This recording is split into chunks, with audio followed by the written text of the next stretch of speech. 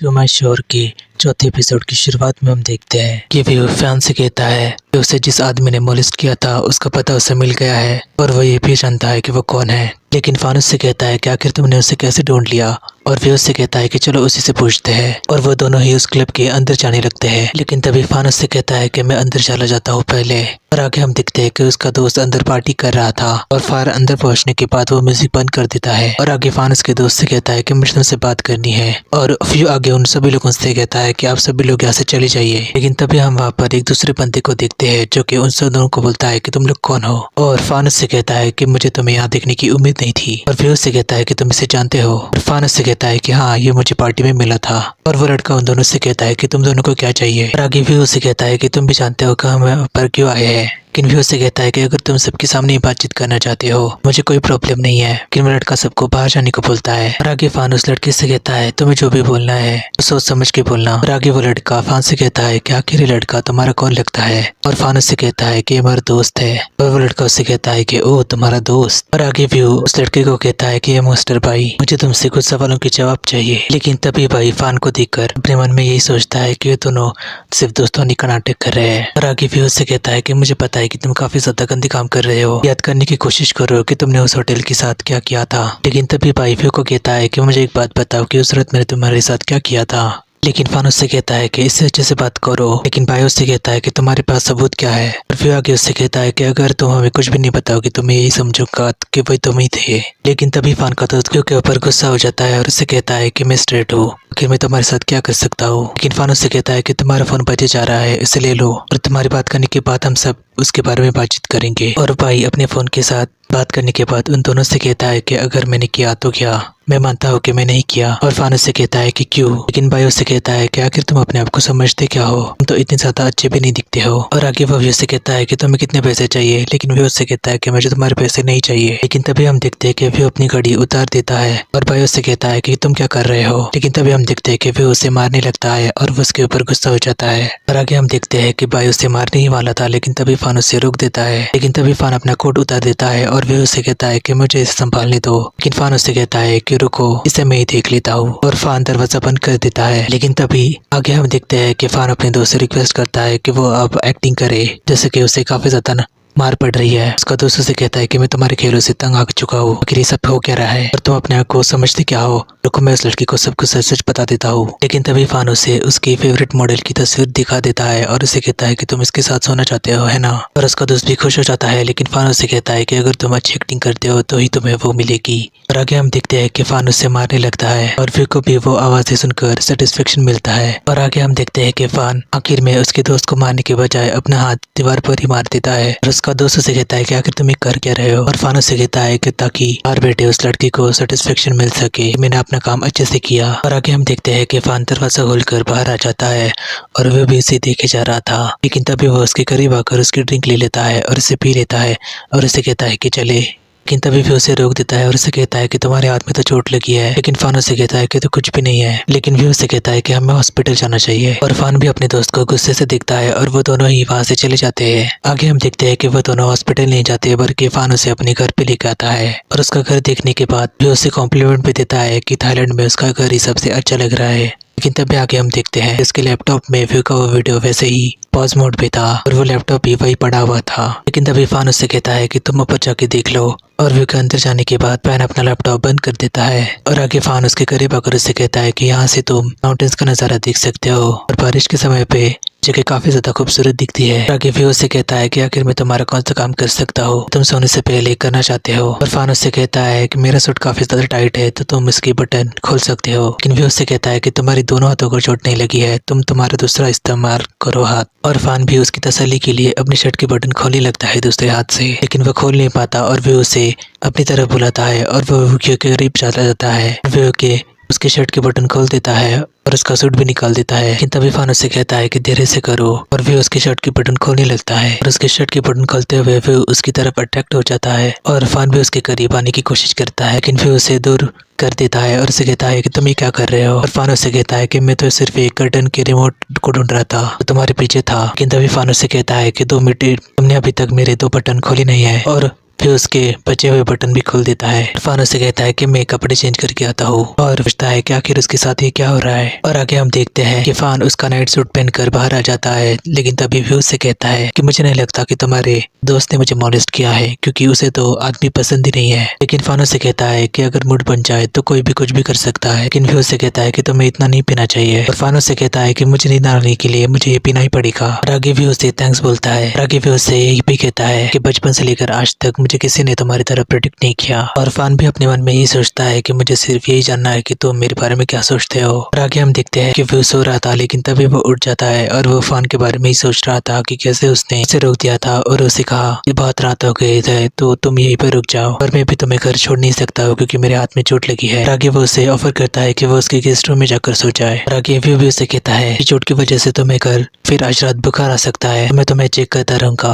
और आगे हम देखते हैं कि व्यू उसके कमरे में आकर कि फैन को काफी ज्यादा पसीना आ रहा था और वह आकर उससे पूछता है क्या तुम ठीक हो। लेकिन अचानक से फैन अपनी आंखें खोल देता है और उसे कहता है कि व्यू हाँ मुझे बिल्कुल भी अच्छा नहीं लग रहा और मैं बीमार हूँ। लेकिन तभी वो व्यू को अपने करीब खींच लेता है और आगे फैन उससे कहता है कि तुमने मेरी मदद करने की कसम खाई थी। लेकिन तभी फैन उसका हाथ उसके कंबल के नीचे डालने की कोशिश करता है, लेकिन व्यू को उसके ऊपर गुस्सा आ जाता है और वो उसे मार देता है। लेकिन फैन उससे कहता है कि मैं बस रिलैक्स होना चाहता था, इसलिए मैं तुम्हारी मदद मांग रहा था, तुम्हें मुझे मारने की जरूरत नहीं थी। और आगे व्यू उसे कहता है कि फैन मैं गे हूँ और मैं तुम्हारे साथ ये स्टेट बॉयज की गेम नहीं खेल सकता। और आगे भी वहाँ से चला जाता है। और अगली सुबह हम देखते हैं कि वो उनके ऑफिस में पहुंच जाते हैं। लेकिन तभी फैन उससे कहता है कि मैं मेरा एक बटन लगाना भूल गया था, तो क्या तुम लगा दोगे। लेकिन फैन उसे कुछ भी जवाब नहीं देता और आगे वो से यही कहता है तो सच में से बातचीत नहीं करने वाले, मैं तो सभी की हेल्प करता हूँ, तुमने तो देखा ही था, तो तुम मेरी हेल्प क्यों नहीं कर रहे हो। लेकिन तभी फैन उससे कहता है कि तुम गे हो इसलिए तुम मुझसे ऐसे बर्ताव कर रहे हो, लेकिन क्या तुम भूल गए हो कि थाईलैंड में गे होना कोई क्राइम नहीं है।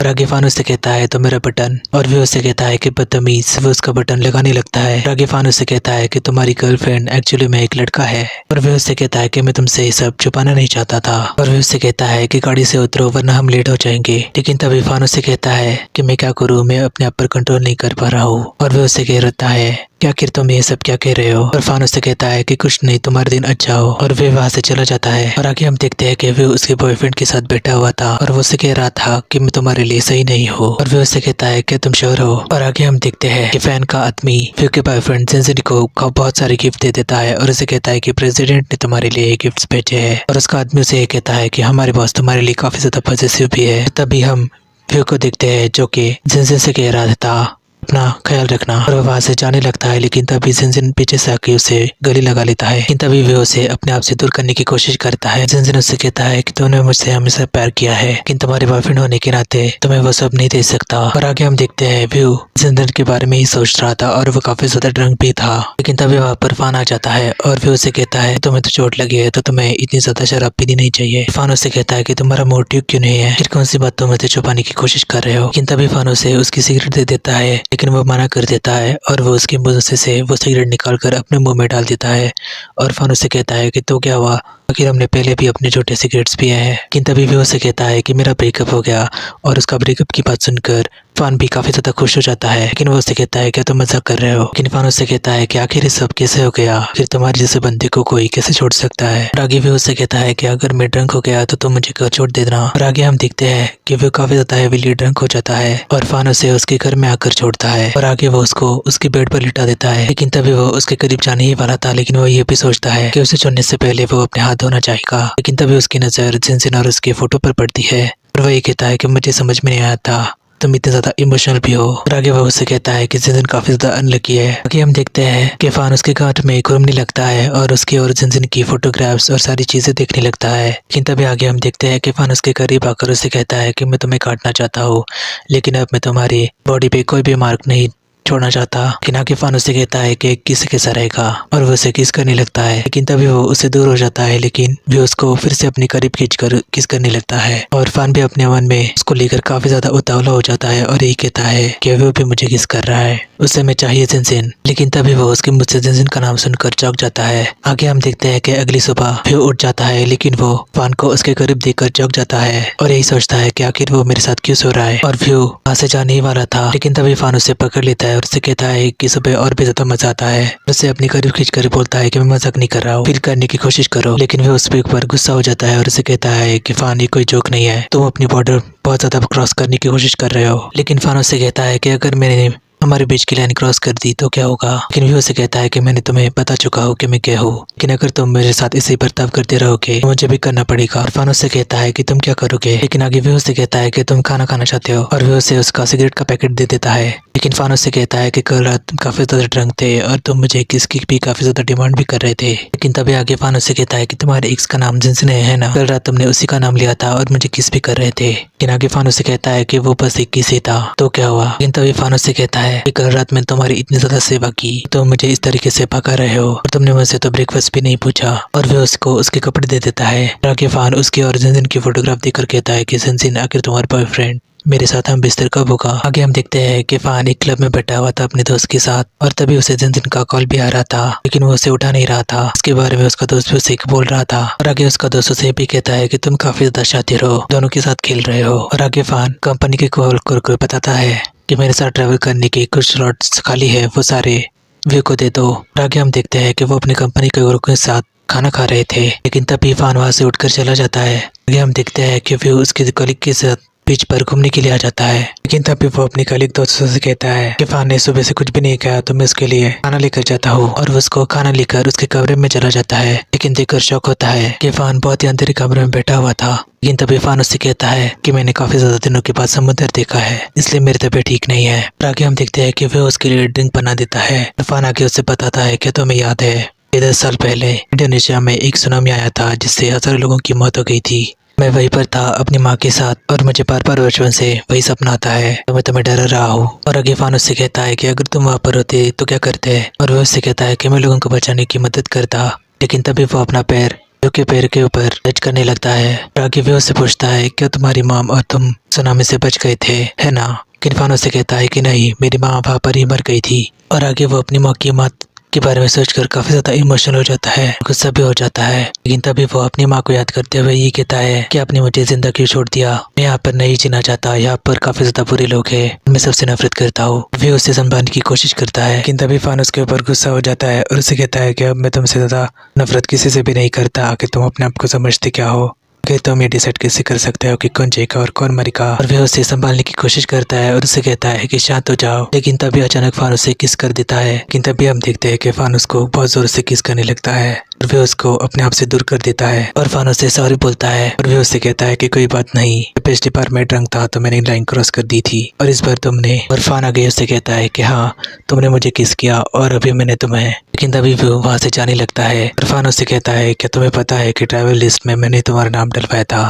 क्योंकि मुझे पता था जब मैं डर जाऊंगा तो तुम भी मुझे संभालोगे। लेकिन तभी उसे उसका दोस्त का कॉल आ जाता है और वो उसको डांट देता है कि आखिर तुम वहाँ पर क्यों चले गए, तुम्हारी तबीयत बिगड़ सकती है। और फान उसे कहता है कि हाँ, मेरी तबीयत बिगड़ चुकी है और वो उसका फोन काट देता है। आगे हम देखते हैं कि उन लोगों की मीटिंग शुरू हो जाती है। लेकिन तभी वो स्टाफ से रिक्वेस्ट करता है कि वो उसके लिए एक सीट का अरेंजमेंट करे, जिससे कोई भी विंडो लगी ना हो। आगे हम देखते हैं कि वो इस बात का ख्याल रखता है कि कोई भी विंडो खुली ना हो ताकि फान को अच्छा महसूस हो। लेकिन तभी वो मीटिंग के बीच में ये बात नोटिस करता है कि फान फिर से डरने लगा था और वो उसका पैर उसके पैर के ऊपर टच कर देता है और फान का डर दूर हो जाता है। और आगे उनकी मीटिंग खत्म हो जाती है और वे उससे कहता है कि चलो वापस होटल में चलते हैं। लेकिन तभी फान उसे रोक देता है और उसे रिक्वेस्ट करता है क्या तुम मेरे साथ के पास से चल सकते हो। और वे उससे कहता है क्या तुम भी चाहते हो। और फान उससे कहता है कि हाँ, मैं ये करना चाहता हूँ। और आगे हम देखते हैं कि फान लहरों की तरफ जाने लगता है। वे आगे आकर उसे रोकने की कोशिश करता है, लेकिन फान उससे कहता है क्या तुम्हें मेरी चिंता हो रही है, तुम्हें इस बात का डर है ये लहरों में डुबा देगी। लेकिन वे उसका हाथ पकड़कर उसे बाहर खींच लेता है और आगे वे उसे पूछता है क्या उस हादसे के बाद तुम कभी भी समुद्र के पास नहीं गए। और फान उससे कहता है कि हाँ,